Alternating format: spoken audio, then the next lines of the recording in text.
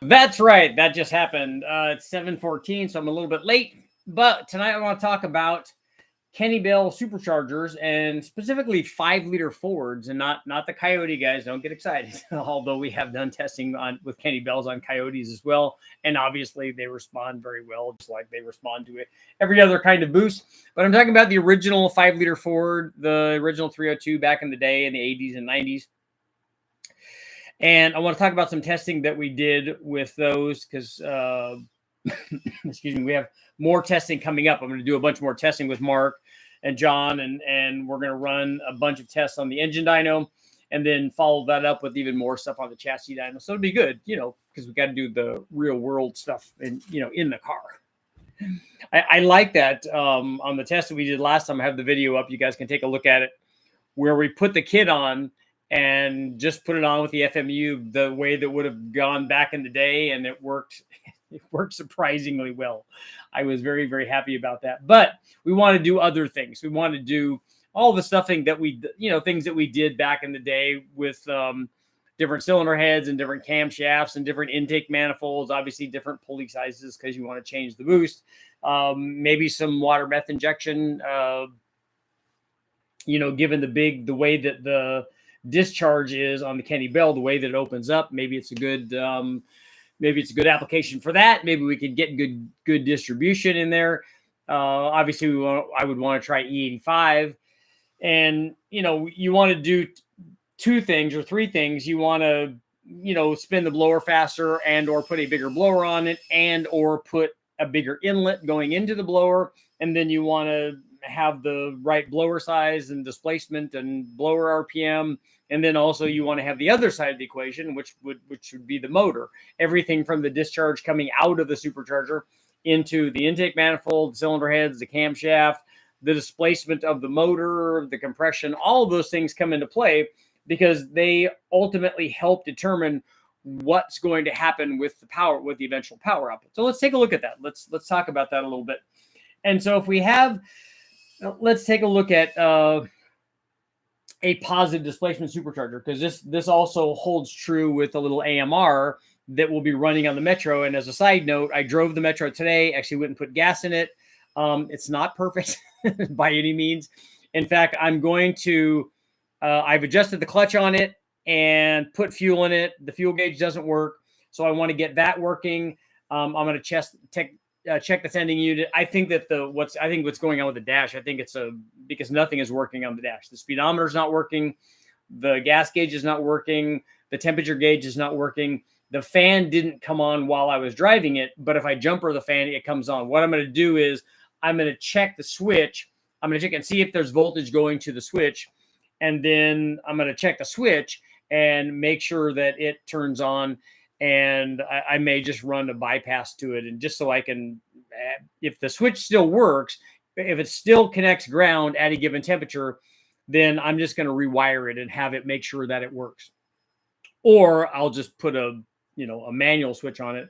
I don't like that as well because a lot of times you just forget when you're driving that, oh yeah, I had to put especially if we don't have a temperature gauge. So I want to hook a temperature gauge up and or get that one working so that we can wire that and make it work. There's no tack or anything on it, but at the very least, I want to have something that says, hey, look, it's this temperature. Because I know when I hook the fan up, you can feel the air coming out. The thermostat's working because I checked that. But the temperature coming out of the fan when the fan goes on, it's fairly high. And I drove it around, around the block a few times. It should have been at temperature and the fan should have been switched. So I need to address that.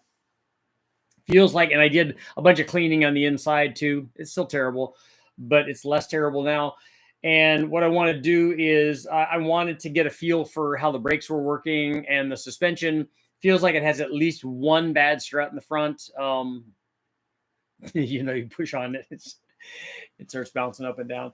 So it's got at least one bad one, but the brakes seem to be working. They're not ideal. They don't feel as strong as I would want them to be, but it's been a long time since I drove my Sprint or the Metro. I don't think it had excellent brakes in it anyways. So I want to obviously verify that those are working, but the very minimum that I still can't find fifth gear. Fifth gear doesn't seem to be wanting to be part of the party here. The other thing that happened is the exhaust broke open. So there's now a hole in the exhaust. I'm okay with that. In fact, I think when I get down there, I might make my own exhaust, and that way we'll just, I probably would tow it down there if these things are not going to be fixed in time.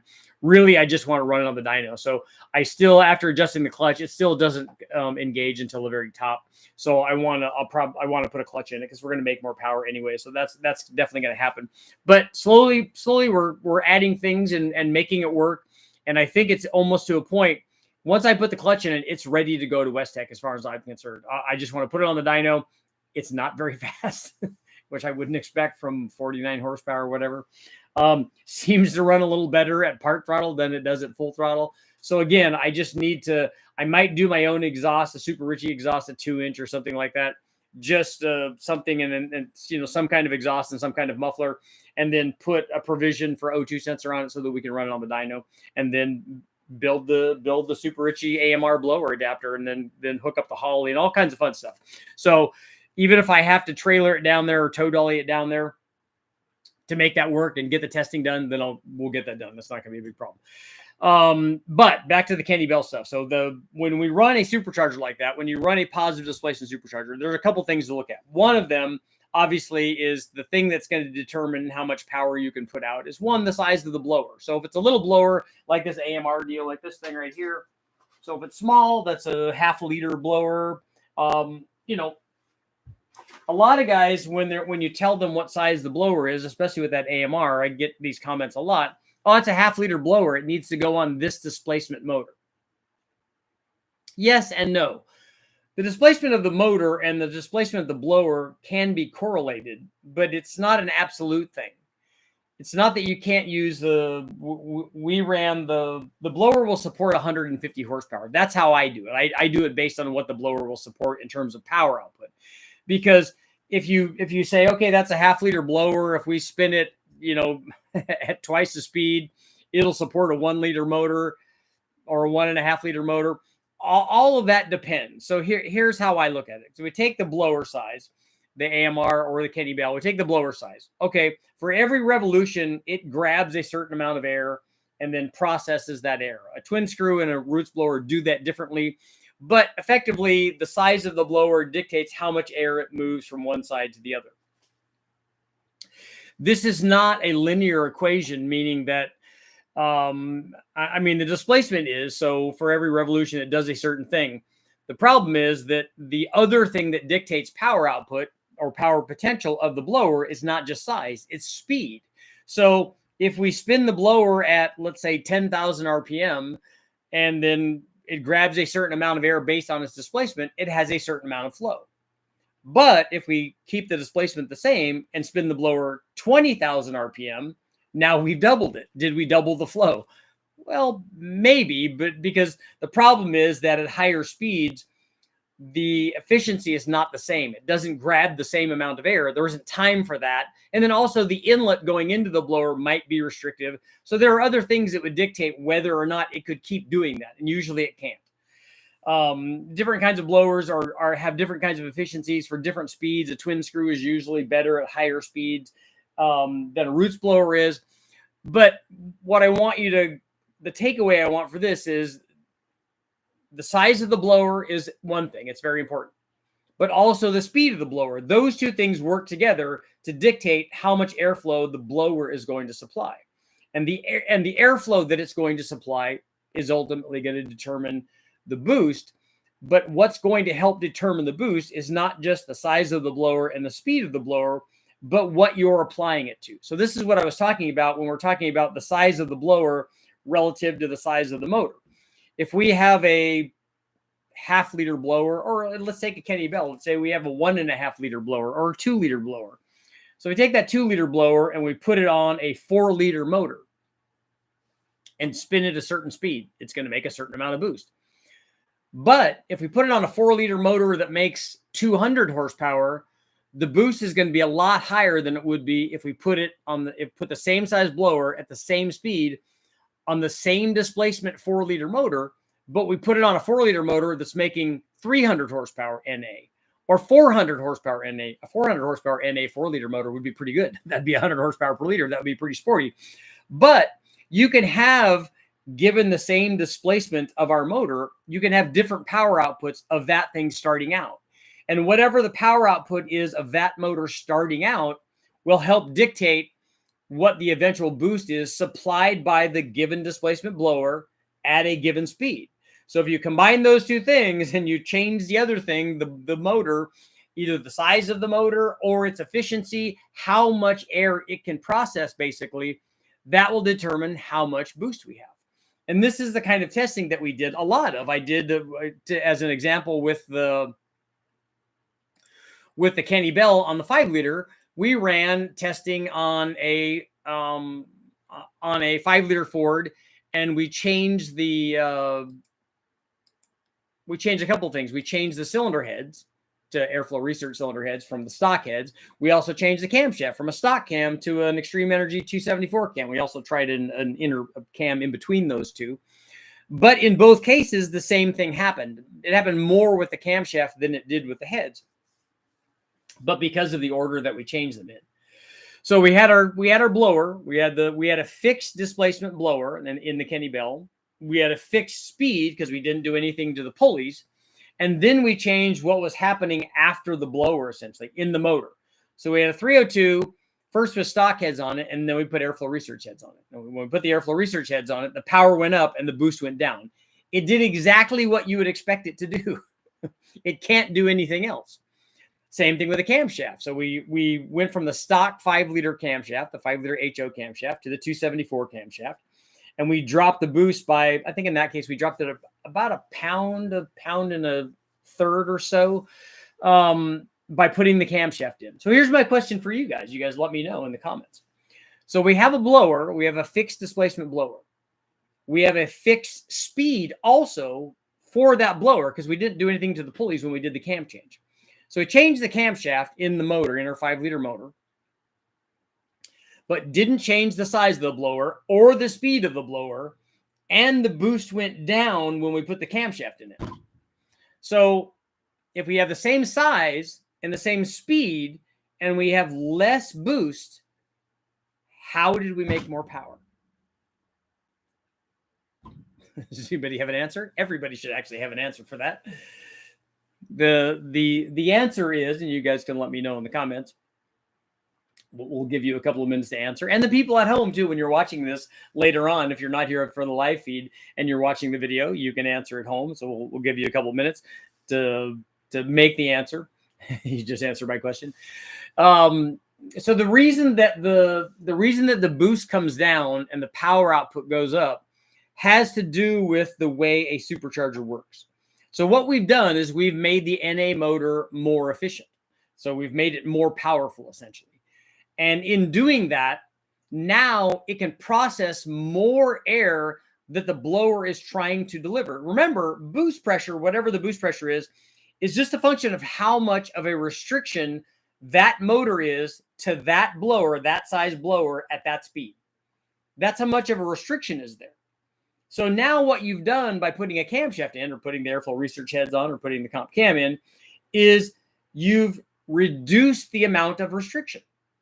So if you've made the restriction, if you now have less restriction, we have gained power by adding airflow. So that's what happens on a positive displacement supercharger. If you spin the blower, if you have a fixed blower size and you have a fixed blower speed, the way to increase the airflow is to reduce the pressure, because pressure is acting as a restriction to the airflow going through the blower. You could do that with a simple valve when they run these blowers on the blower dyno. That's what they do. You just put a valve and restrict the outlet to get the desired boost that you want at that given combination of this blower at this speed, at this boost level, produces this amount of airflow. Well, when you unregulate that and go, hey, I don't want to run at 15 pounds, I only want to run at 10 pounds or 5 pounds. The flow rate of the blower goes up. And we know that happens because when we make the motor more efficient by putting a camshaft in it or putting cylinder heads on it or making it bigger, we can also do that, make a stroker motor. It processes more of that air more air, less restriction, more flow through the blower, and then the end result is we get more power. In the case of this thing, we picked up like 50 horsepower from a camshaft. So which is not surprising, going from a stock 5-liter camshaft to that 274 camshaft on the Kenne Bell deal, we picked up a good amount of power, and the boost came down, both of which are good. Particularly in this instance, when we were doing this testing, it's non-intercooled, which those 5-liter Kenne Bells did not have an intercooler. And back then, I think we were running a mixture of 100 and 91 in it so that we could run timing and stuff in it. But on E85, it would be even better. An intercooler would be awesome, but hood clearance kind of prohibits all of that. But if we could get an intercooler in there, it definitely, an air to water intercooler core like they run on all the modular stuff, I think it would be a lot better. But the thing is, having the boost go down and the power go up, that's like a double win. I mean, that's exactly what you want. And that's why that happens, because we've minimized the restriction. Boost, that's a restriction. That's an indication of the restriction. The boost itself is not the restriction, but there's a restriction. And if we spin the blower that's that size at that speed, we get a boost pressure reading. And that boost pressure reading is how much restriction, how much the blower is trying to fight against what's there to deliver it more airflow. It can deliver more airflow at that speed. It's just not allowing it to do it because the motor won't take that. So now the question becomes, okay, now that we have run that test and we've run the airflow research heads or the camshaft and we've reduced the boost and increased the power, now then do you go ahead and increase the boost? And my question is, obviously you'd want to do that because then you make even more power. If you bring the boost back up, you make more power. But the question is, I wonder which one of those is more susceptible to detonation. So if you run, let's say you run 10 pounds at 550 horsepower, or you run 10 pounds at 500 horsepower, which one of the boost level is the same? So the charge temperature probably would be the same. Which one of those is more likely to detonate? Because we're going to have higher cylinder pressure on one of them. The one that's making more power is definitely going to have more cylinder pressure, because if you make 550 horsepower at 10 pounds, you're also going to be making more torque. So let me know in the comments, which one do you think would be more prone to detonation? The one with the same boost level, the one making more power more prone to detonation? That'll be our poll.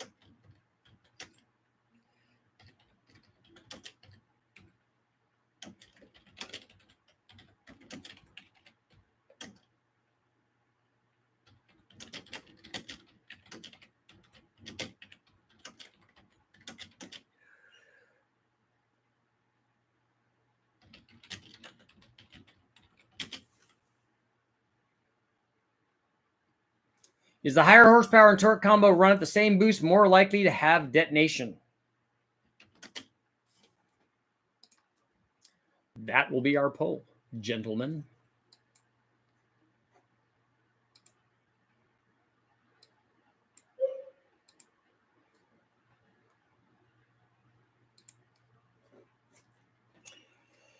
Let's see.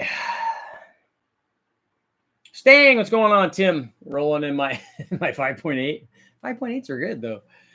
Wish I was rolling in my 5.9. Ooh, see, that's one. He just one up to you. He just prices right to you. Ford 350 Kenne Bell Supercharger here. Nice.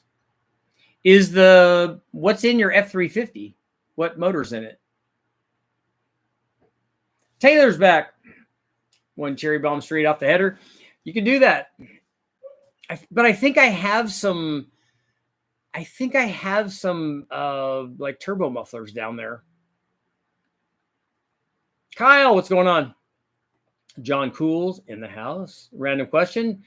Would 110cc aluminum heads destroy a Gen 6 454 that came stock with 100? No, it's not going to destroy it. If you take a look at the video that I have up, we put 119 or 120cc Brodex heads on it. It did lose a little bit down low, but because the heads flowed more, it ended up making more power. So 110 would be kind of midpoint there. And I think that when we CC'd them, I thought that they were 102 or something. Our stock ones were. I miss the days when you could go buy a 5-liter for 11,000. Yep, when they were new. ProCharge 03 Escalade over here, 4 inch, 3.5 inch, 3.2, 3.2, 3.0, and 3.2 pulley for a wide range of boost. Yeah, that should be big changes there. My buddy's 2.3 Kenne Bell came with a blower dyno sheet that said it would take 223 horsepower to spin the blower hard enough to make 22 psi on an 03 Cobra. It'd be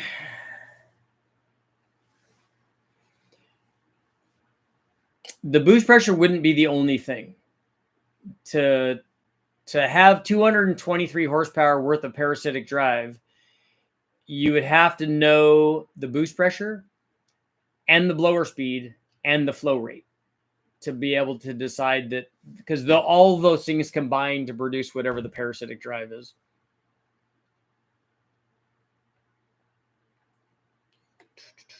Motor's more efficient. Ads already. Eric's getting the ads. Less boost, more flow, less knock. This is a great explanation of blower speed, charge temp, and restriction. Yep, it's airflow that it can't process. That's right. Less ads, more Richie. Yep.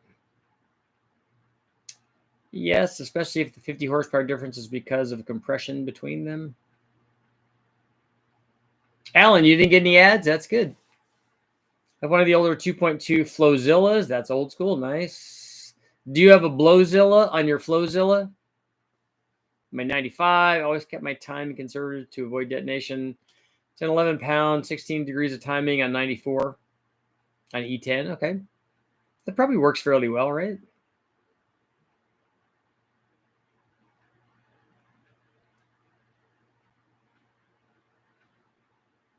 It's important not to get detonation, especially like the earlier kits that didn't have a bypass valve on them. That was really a problem. It wasn't too bad at wide open throttle when you had lots of airflow, but when you were cruising around with no bypass valve, the temperatures would get hot. And so the first stab of the throttle, the charge temperature was fairly high. But once they put the bypass valves on it, reduced it a lot. That's important, obviously, on even more so on non-intercooled stuff. On a turbo, the air doesn't just blow through since the turbo holds back pressure on a supercharger, and you pick a cam where the boost just flows out the exhaust valve and not make more horsepower. No, that's a myth. I mean, I guess you could get big enough to where that would be a problem, but it's not at any realistic level. If a good rule of thumb is that if the cam makes more power NA, it's going to make more power under boost. Just got here. I'll have to go back and listen to the first 20 minutes. Gil said to tell you hi. What's up, Gil? Brick Casper. Blowzilla and Flowzilla. Yep, the combo works. Bypass valve for sure. Ordered in 2006. One of the last 2.2s, I think. Yep, that is old school. I remember going back and doing testing on the Blowzilla and the Flowzilla with a guy lived back east somewhere. I remember driving that, and we were testing the efficiency of the effectiveness of the bypass valve. And so we were driving around with it shut and not bypassing, basically. And then we were monitoring charge temperature, and then we did it with it working. And I remember it was snowing outside, but it dropped the charge temperature a lot. It dropped the charge temperature by like 150 degrees with the bypass valve working. So your cam trash holds true for turbo and superchargers the same way. It would be more apt to happen on a supercharger, but again, not in any realistic level. The turbo stuff, again, if you pick a camshaft and it does what it does NA and you add boost to it, every time that I've done that, whether it's from a turbo or a centrifugal blower or a roots blower or a twin screw blower, I've never tried an axial blower, but it would be probably do the same thing. Whenever we've done that, it works just fine. I don't know that I would put a pro stock cam in there, but I don't. That's not what this channel is about anyway. So, how do people tune the ECU, EFI, and 93 Mustangs back in the day? They would have used the software that was available, but I don't know if it's available anymore. They would have done chips. Micro squirt, yeah, micro squirt would have been a lot later. And on mine for a long time, I had an FMU and then a boost retard, a timing boost retard with a knob on it, with an MSD or a crane or any of those. And then later on, we had a Pro M meter that was calibrated for the bigger injectors that we had, and that actually worked really well on mine. Correct me if I'm wrong, but doesn't less boost mean more timing? I don't know how you the boost pressure isn't at all doesn't affect timing at all unless you go in and program that. We didn't in our examples, we didn't change timing at all.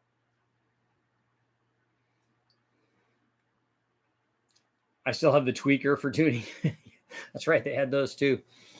And the Mafias came later too. That was probably more modular stuff, I think, when you could, because they were topping out the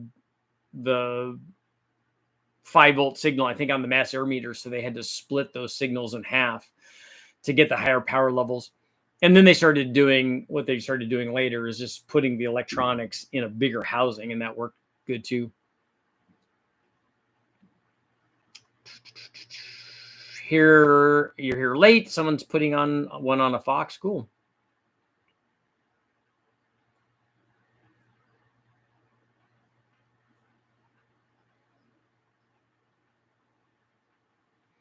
You can just ground the injector and add nitrous till the air fuel is correct.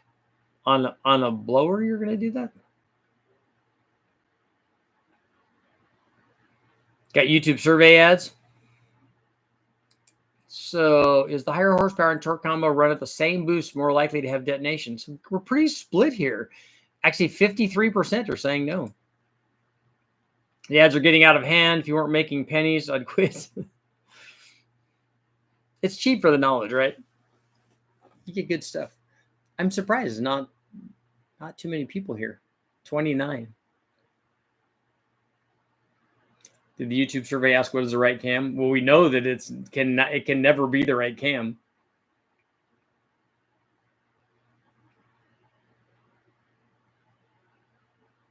Driving the Metro today, it felt pretty hoopty.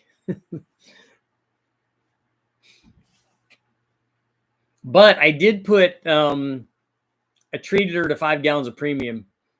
You know, after I took the gas cap off and looked down in there, I'm like, oh yeah, there's a lot of rust on that. So I figured the premium would help stop the detonation from all the rust particles in there.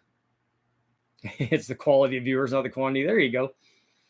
It kind of makes me want to put a fuel filter in line.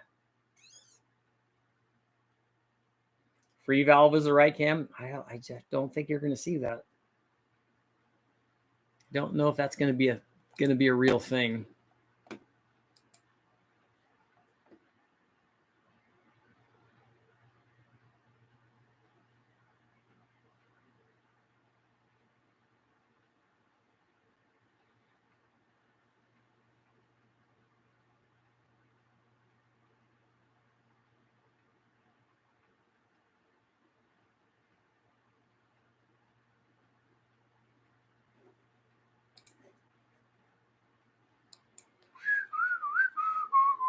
Do you have any inlet air data on your testing combos at various and pulley and boost levels? I think I do. On the 5-liter Ford, I could go back and look and see. We usually try to run charge air data on the. I remember when we were doing the stuff way back, because we were just doing it.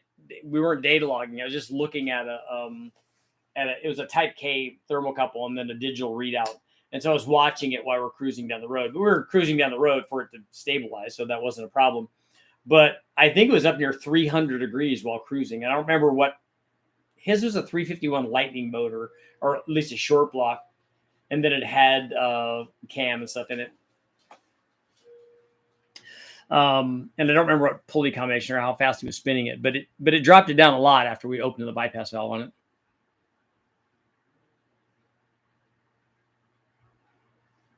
When will you do some Honda K-Series tests? I have videos up on the K-Series already. 89 equals 93 with some rust chips. There you go.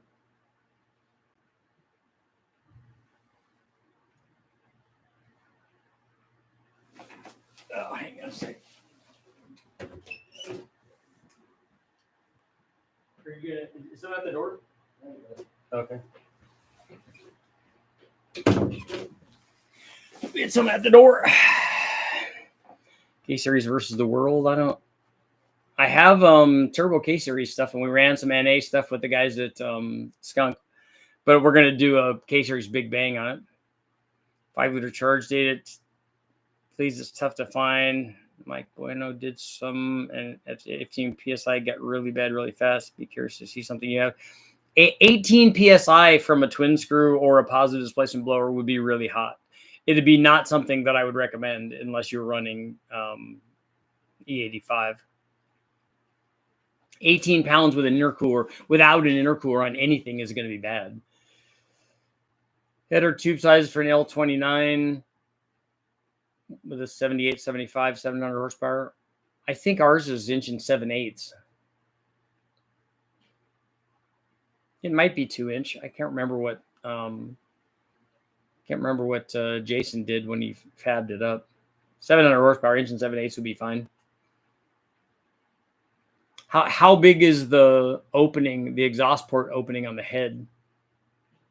Any of those will work fine for that level of the turbo. That's easy peasy.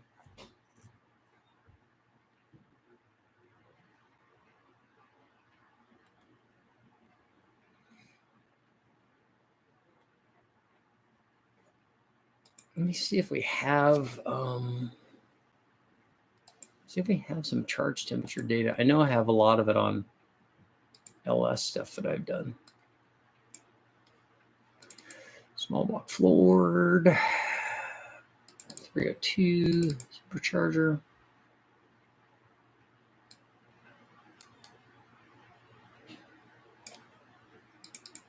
Kenne bell cams. Let's see. Exhaust temperature, fluids, pressure.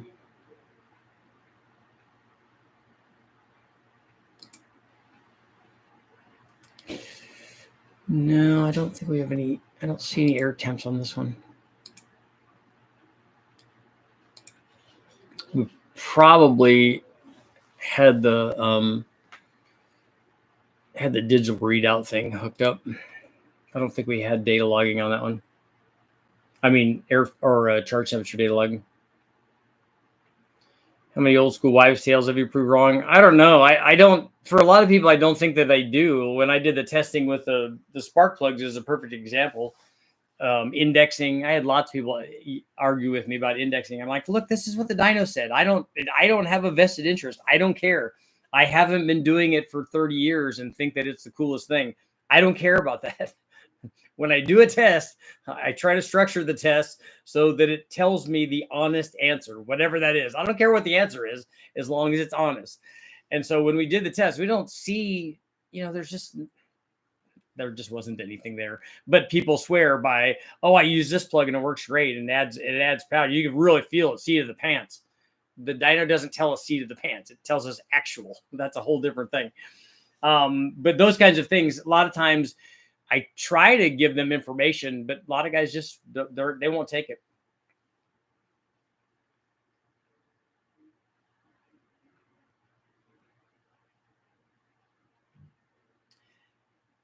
A Kenne bell at a fixed ratio. Do you mean a fixed pulley size? Fixed pulley ratio? Compared on a similar 302 and a 347, power will be up on the 347, boost will be down. Charge temperature will be down. Yeah, if the boost goes down, the charge temperature will be down. And the power would definitely go up, just like on this test with the heads and with the camshaft. And I did that exact test, Kyle, but we did it with a Vortec and not with a Kenne bell. In the time you spent indexing plugs, you could add more boost. Yeah, we didn't have any boost on it, but we ran it as an NA one for this one. Sometimes it's hard with boosted stuff and very high horsepower to get the thing as repeatable as you want. Like if you have a boosted thing and it's at 800 horsepower and you see a difference of 2 horsepower, the indexing guys will say that that's real. Despite the fact that we could have run 2 runs without changing anything and it might have changed by 2 horsepower. unless we were very, very precise about what we're doing. So, you know, it's a struggle. Would fabbing up a 92 to 102 throttle body to the factory L29 intake be worth it on the turbo build? No. If you're blowing through the throttle body, whatever is there will work fine. You don't need a bigger throttle body on that. If it was NA, or if you were drawing through that on some sort of roots blower or something, then I would say, yeah, do that.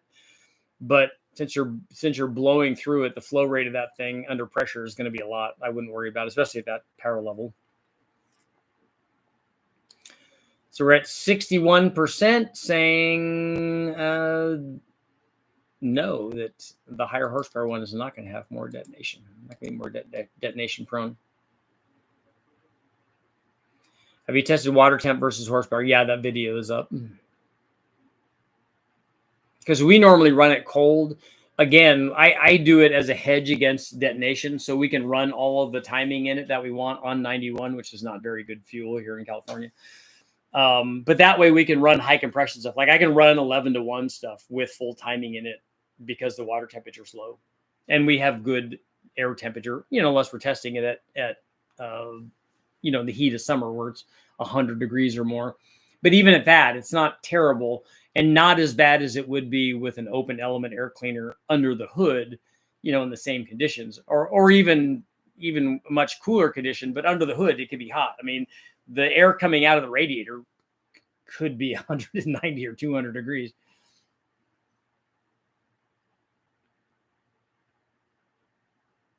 I've had problems at the track with the motor being too cold and the motor takes a while to clean up. Is it on E85 or methanol?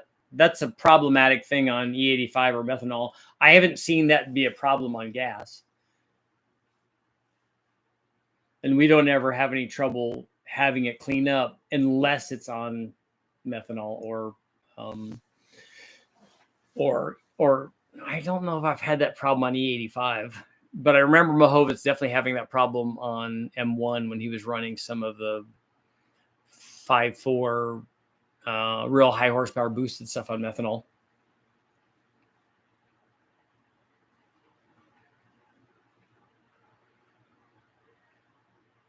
Index plugs on a 6.5 horsepower Honda lawnmower, and you see that's a lot of 0%. That's a lot of decimal points. It's a lot of. That's quite a few. That's not very much of a change. You'd think it would be more, but I'll get guys argue with me. Oh, I did this on my 69 Chevelle or Nova or whatever for years, and I swear that's worth power. Okay.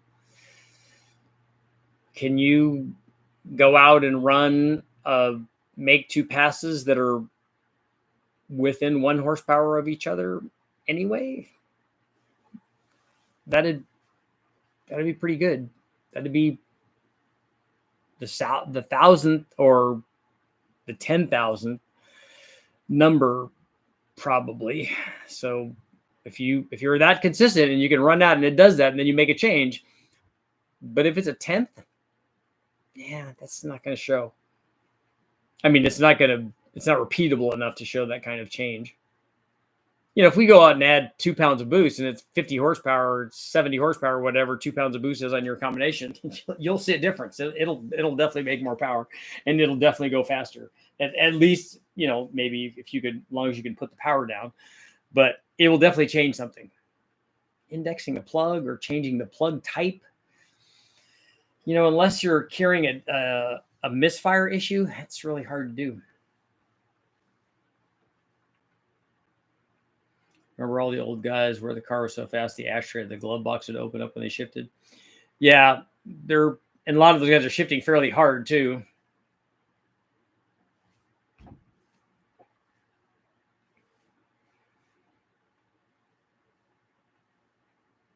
%2 on a 700 horsepower motor. See, I don't think it does that. I think plug gap can do that, but it just makes it misfire. And if you get to the point where it's not misfiring, it's okay. I'm curious to see if the Formula One guys index their plugs. Remember seeing the air conditioning vents pop out of a first gen CTSV on a hard shift. I remember guys breaking the Mustang shifters off and punching their stereos. A third gear shift.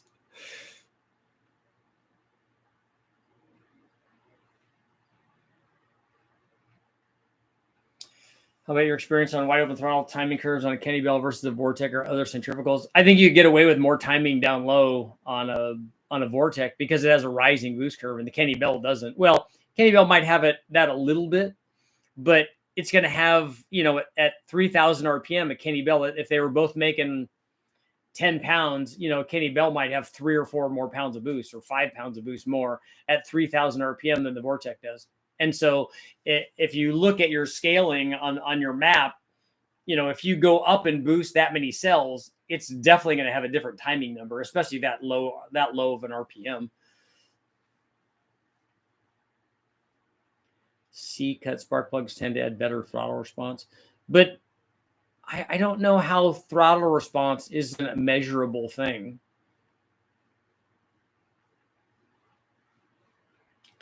I try not to have to be fixing stuff, so I'm gentle with a shifter. Yeah, I don't know. I figure if I break a shifter off, what's going on inside the transmission? Broke a shift knob in the SRT4 on my 3/4 shift.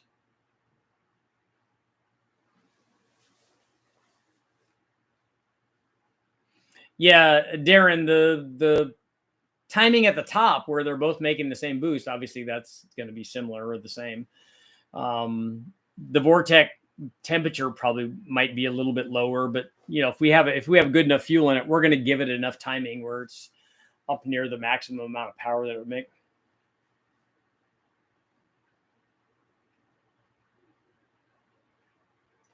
The T5 stock shifters aren't any good, but they're held on by 2 big enough bolts where if you're snapping the shifter off, I'm a road racer, so that to me just seems abusive.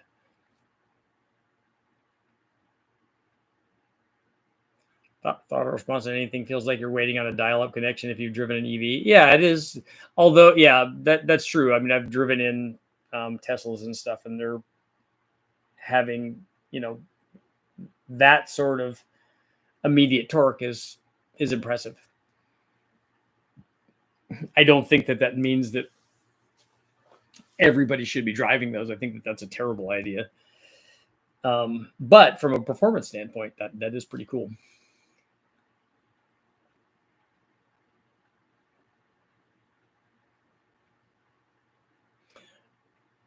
And for driving around town, that would be good, but it's not something that I don't think. Will one of those even commute from here down to Southern California? F1 uses E3 plugs all the way back to the 90s. I don't think Formula One uses E3 plugs. Breaking off stick shifters is an old school drag racer's bragging right, because that's how much I'm hammering it.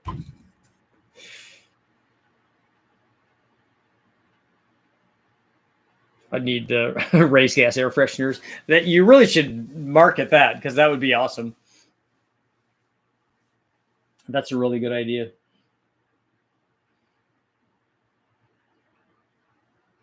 Except probably not E85, but like C16 and stuff. That stuff's good. Or brake clean or carb clean. All of those. All of the smells of the shop or home. Some people's homes. I feel like I need to spray out the Metro with carb cleaner.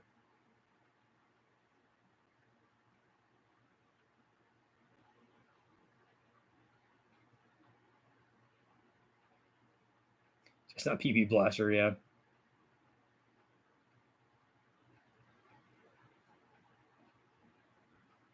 Tire smoke, that'd be good. Not nitromethane either, probably. Broke a lot of 90s Ford shift tubes, but no shifters. Okay. I'm sure the T5 that I had, I had to have shifted that thing thousands of times in all the road racing that we did with it. I never broke a shifter, but I don't have like all the bench press leverage on it and then just kick the clutch and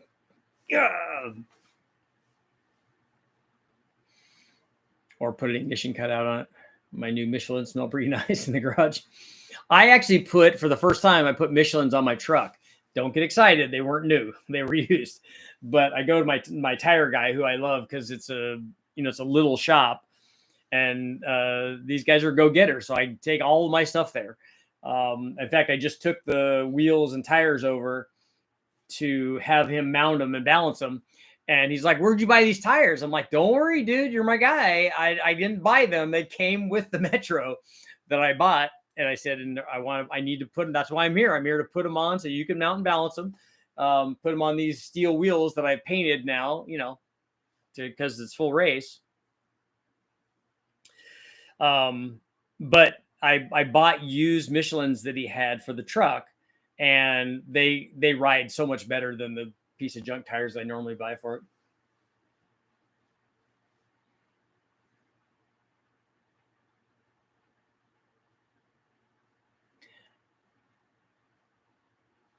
F1 spark plugs have 3 straps. Do all of F1 use the same spark plug? Any bald eagle noises? I know I was a little worried when I was driving the Metro and the exhaust blew out. I'm like, oh, what did I do now? And I'm like, oh yeah, that sounds. I rolled the window down a little bit. It wouldn't roll all the way down because Metro, because Panda Express.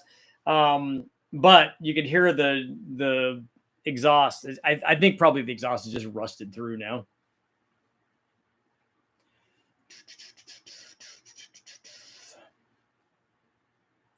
Tip cleaner for torch works great on carburetor ports.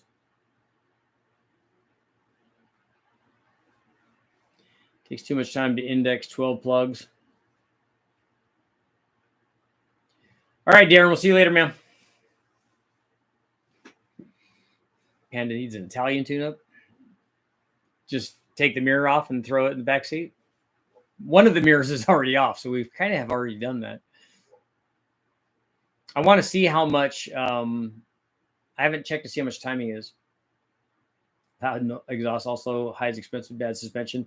I'm worried about that kind of stuff. Actually, I'm worried about the bushings and stuff under there. It looks like he put some motor mounts, maybe new motor mounts in it.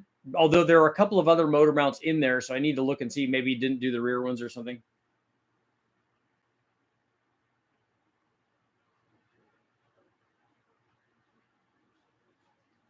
Italian tune-up is wide open throttle, red line on the freeway. I already put new plugs in it. It's good. It's all good.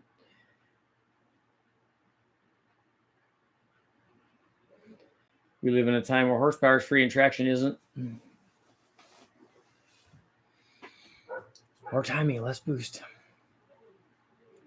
For plugged ports in the carburetor?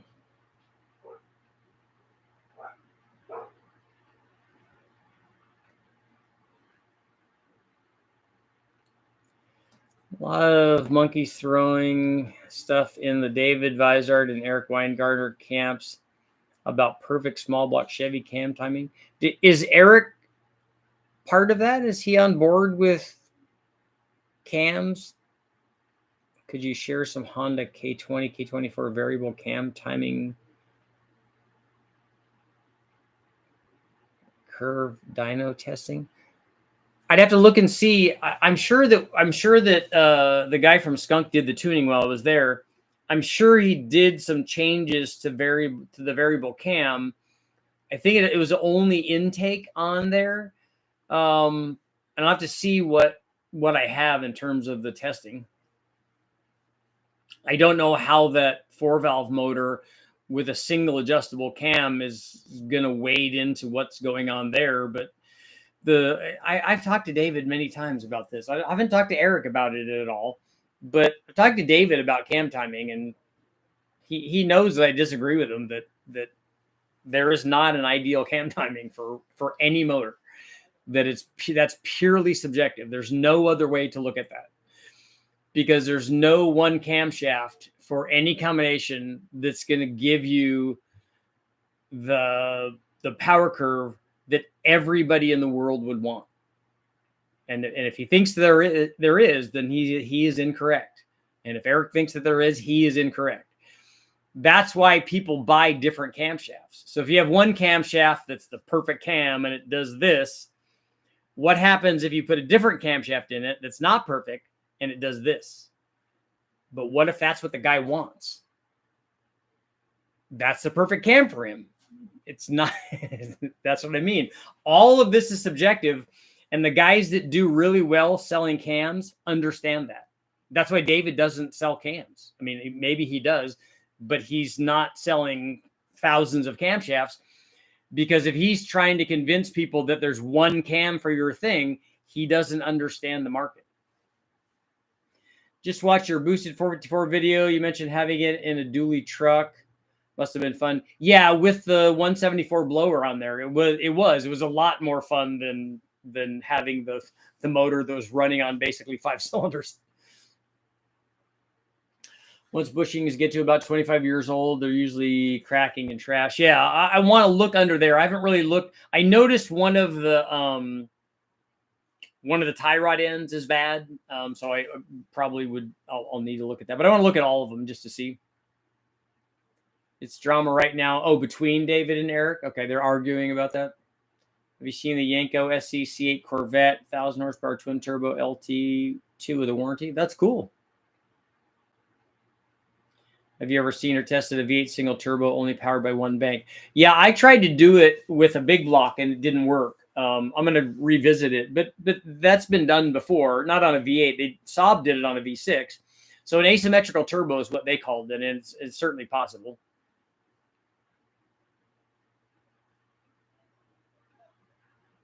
I haven't seen David win an Engine Masters yet. David knows how to make power. There's no doubt about that. My point isn't that. My point isn't that you can't get cam timing to help make power. My point is that that's not an absolute. Even if you were to pick a camshaft, you put a 350 Chevy together and you put Fuelie heads on it and a dual plate intake manifold, and you pick a cam for it, and he picks a cam using his formula and it makes a certain amount of power. Okay. What if you want to make more power at 7,000 than that cam does? And so you put a different camshaft in it that makes more power at 7,000. Which one of those is the best cam? Which one of those is the end-all camshaft? The answer is there isn't one. That's my point. My point is that a guy that wants more power at 7,000 is going to pick that camshaft. He's not going to pick the other one that makes less power at 7,000 because he doesn't care about all the rest of the stuff.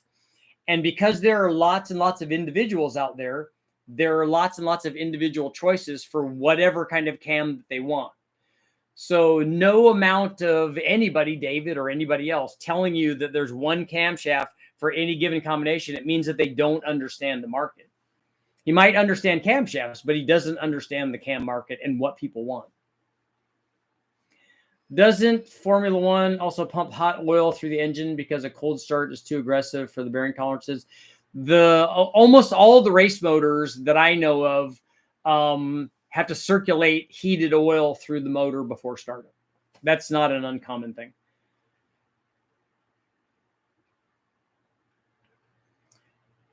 Nobody likes my idea for boosting the 3,800 off the front three cylinders. So my question is, why do you want to do that?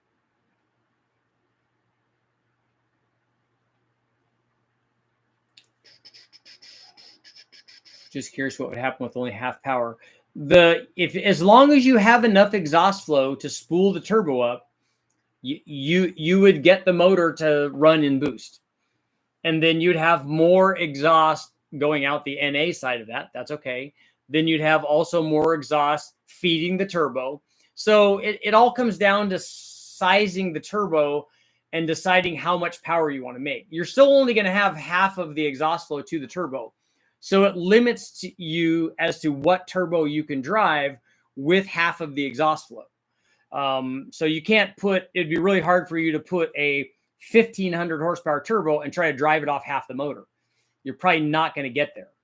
But if 500 or 600 is the doable thing and you want to drive it off half the motor, again, I don't know why you would. just as a gee whiz thing. That's why I was trying it, because Saab had done it. I just wanted to try it and thought it was cool. And it will work. Obviously, they already had a production motor that did that. I just don't know what the thought process is behind doing that, other than maybe trying to get better fuel mileage. Green Bass, you thought Toyota did the asymmetrical? The Cadillac LMP had that. They had a V8, but only drove the turbo off of 6 of the cylinders. They didn't select, obviously, one side. They selected 6, and then 2 of the others ran NA. But they were trying to do it because of the class that they were racing in, trying to maybe stretch fuel mileage for green flag laps and that kind of stuff. And since they were limited in the amount of boost pressure that they could supply, to the motor, they were trying to limit power output in that way. Maybe it was they were thinking that combination was better as a combination of total power and fuel mileage.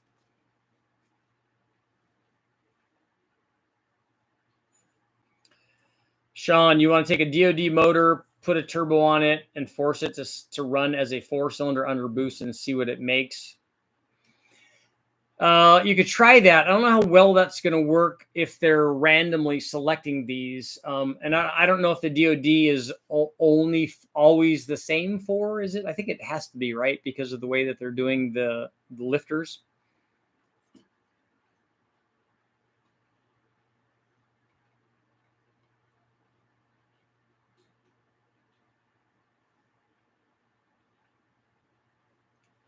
The advisor likes manipulating camshaft, LCA, and the intake center line, lobe center line. He never specs out exactly intake and exhaust durations.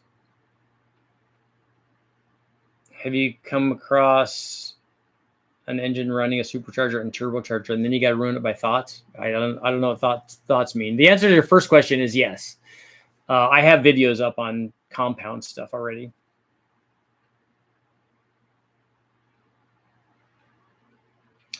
$3,800 off the front, 3 cylinders, because it'd be easy to cobble together. Should be able to make more power than the trans can hold. Okay, but that thing already has a crossover tube. It's so easy to put a turbo on that. We did it on the Grand Am the same way, using that crossover tube that it has that goes under the throttle body.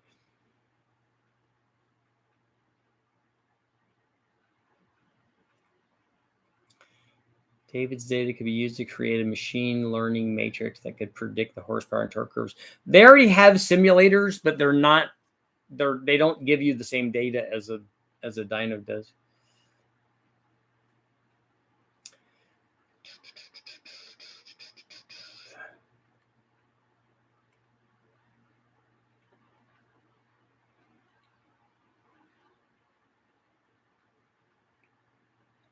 I don't have a 3800 car anymore, and I don't tend to modify much. Would enjoy seeing it tested. I'll run another one-sided turbo thing. I think that the exhaust tubing that we used on the big block was too big, so I think we'd be able to do it. What's the correct answer to the poll? I don't even remember what the poll was now. Is a higher horsepower and torque combo run at the same boost more likely to have detonation? It's not going to be from a temperature thing, but I think it would be from a cylinder pressure deal. It's definitely going to have more cylinder pressure. It's going to have more torque. And therefore, I would suspect it would be more of the two of them. It might be a little more prone to detonation. I don't know what that is. I don't know if it's 50.07% versus whatever the other amount would be. Is there plans to do a 5-liter big bang in a controlled environment to see where the factory short blocks are actually good to? I would like to do that. I've said that only IVO, IVC, EVO, EVC as seen on a camshaft card is most important. Yeah, the valve events are what's going to dictate the power output, but even the people that are looking at that to determine the power output, that's still the mindset that you can make an ideal camshaft using those things, and you can't. because it's a moving goalpost, as it were, a moving target for the ideal camshaft. That's my point. My point is that there's no numbers that you can put in there for any given combination that makes an ideal camshaft. There isn't one, because who decides what ideal is? Do I do that? Do you do that? Does the other guy do that? Does the market do that? Does any of the millions of people that are out there deciding what kind of camshaft they want for their vehicle, all of those people decided, and they all have different answers. Groups of them might get together and have the same answer, and it may satisfy their needs. But my point is, it's all a moving target, and that's why you have different camshafts. And that's why that line of thinking, where people are telling me, oh, you need to have a tighter LSA. Maybe I don't. Maybe that's not what I want. Maybe I want a smoother idle. Maybe I don't want to limit the piston to valve clearance. All of these, maybe I want to get better fuel mileage. All of these things come into play. And with a moving target, you can't make an absolute bullseye. The way the rear manifold meets the crossover tube leaves a lot to be desired. Sticking exhaust from the turbo from the front manifold to the rear might prove efficient. We've already run a turbo using the stock exhaust manifolds, and they work just fine. All of this stuff about especially particularly with the 3800 or that V6, the 3100 or the 3400, getting all that exhaust in any configuration, in any way, to the turbo will make lots of power. People saying that the front exhaust manifold doesn't flow enough, or that I don't like the way the rear one merges together, none of that matters. If you want to make 600 or 700 or 800 horsepower with a 3800 and a turbo, that stock exhaust setup will work perfectly. Do you have any videos on building a torque monster that only goes 3,400 to 4,000 RPM? I have a 83 GMC, 1,000-pound taco truck and a turbo, and a Chevy 350 Turbo 400 does 60 miles an hour at 3,000 with no power. Is your 83 a throttle body injected motor? If you want to make more torque in that RPM range, I would make the motor bigger. I'd make it a 383, and then you could do all of the things depending on, I don't know what your emissions legality thing is, but if from a power standpoint, making that motor a 383 or bigger would definitely help. Fuel mileage is going to be worse, but a mild towing cam or torque cam, RV style cam, better cylinder heads, long tube headers, all of those things will help have it make more torque. If that thing's all stock, it's not making very much power.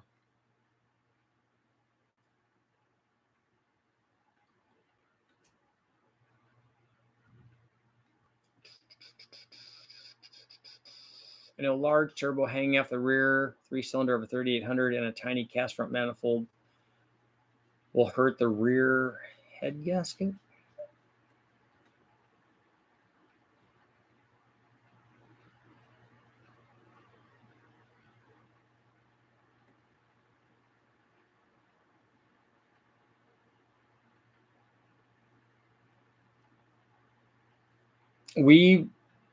I think, did we run the turbo? I thought we ran the turbo stuff. I need to look and see now. I don't know if we ran it with the stock manifold, but we have run the turbo stuff with the stock manifolds too. I haven't run it up to 1,000 horsepower, but Richard, smooth idle, easy to tune is needed, then street, hot radical, then all out drag race and road race. And all of the little slices in between there too. I mean, a guy might there are guys that might think that this low buck truck that I have, or the Truck Norris, the Chupacabra, that those cams in a 4.8 or a 5.3, that they don't like the way that they idle. Those are all tight LSA camshafts, but they don't like the way that they idle. They don't like the very low speed driving of that. So they want something that does that better. So if you had a different cam profile of similar duration specs, let's say you had a different cam profile that was easy, that had a better idle quality, they would want that. Which one of those is better? Well, for the guy that doesn't want the grumpy idle, if it has that, that doesn't want that, the other cam's better. But for the guy that wants that cam is better. That's what I'm saying, that you got different guys wanting different things, and you have to be able to supply them those different things. Why not run one turbo off the front three and the other off the back three? Yeah, a twin turbo setup on the V series engine is good.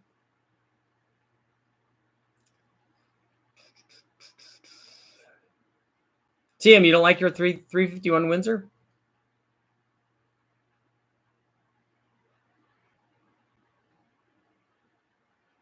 It's going to do Vortec heads and a 383. That's a good combination. Vortec heads are pretty torquey. They make good power. Probably has 175 horsepower now. Yeah, I don't think an 83 is going to be too stellar.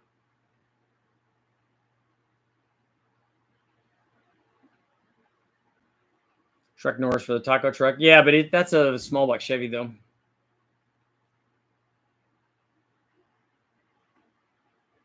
The taco truck Norris. That's good. Points for that, Sean. It's got a chop. That's right. It's got to have the chop. Why are you guys telling me keep me here so late? 61%. We're going to end our poll. I honestly don't have data to support that. That's just my thoughts.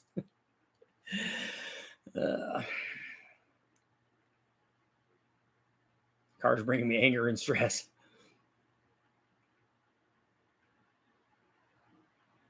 I say high horsepower, high torque endurance engines are the most difficult to design and build. Almost have to create a problem for the solution.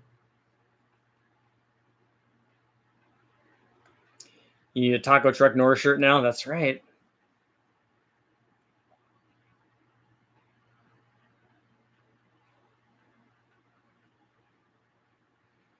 As U6 trying to bring me to bankruptcy.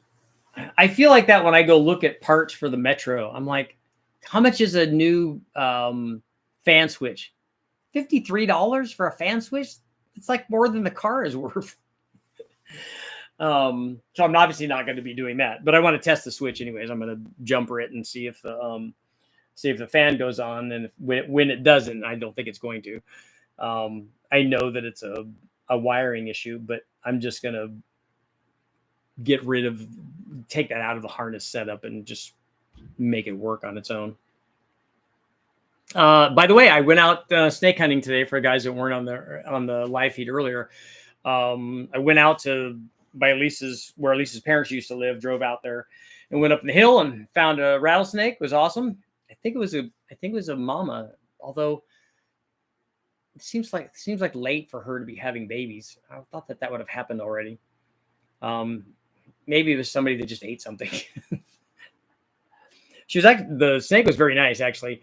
I was hiking down by the rocks, hiking through all the brush and everything, and came upon there's an area there that has a whole bunch of rocks, and so they hide underneath the rocks, and that way they can get some sun and be protected and not have to worry about it because there's a bunch of grass growing over it. So I just had my little snake stick with me and went under there, and she was moving around a little bit, fished her out, grabbed her by the tail, kind of supported her because they don't like being hung there upside down. Obviously, none of us would like that, but so I supported. And I'm like, oh, that's gorgeous. She's a beautiful girl. And then just let her go back in her place, and she was all good. She curled up back under there, right in the exact same spot. Said, "Okay, cool, we're good, man. Thanks, yeah, thanks for being a cool dude." When is the Metro getting run? It's running already. I haven't run any Taco One vehicle, L98, Corvette 88. Other both need more torque.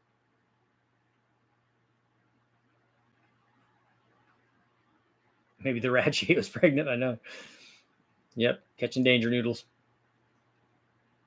Yeah, it was cool. I was hoping to see. We saw lots of lizards, but I was hoping to see. I got there a little bit late. I got there like 9:30 or 10 o'clock, which is really too late because it was already starting to warm up.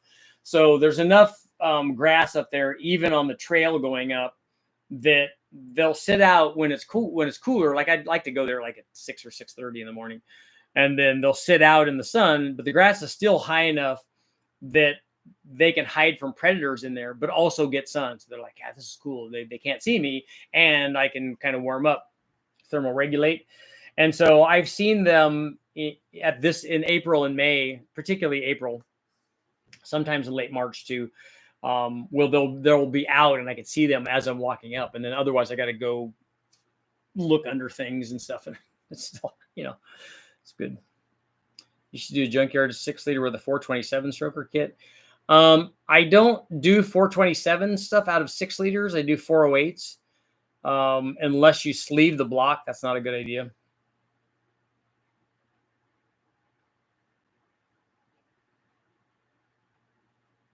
There's grass on the field. You're playing ball. Baseball reference.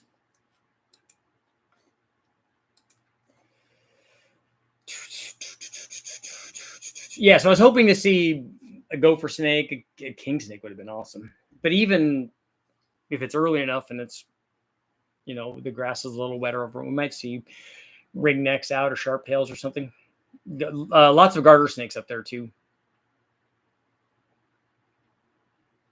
Lots of ticks though, which is not good. On that note, it is time to go, but I will see you guys all tomorrow, and I will have the LS2 versus LS3 video up. I'm editing it as we speak after I get off.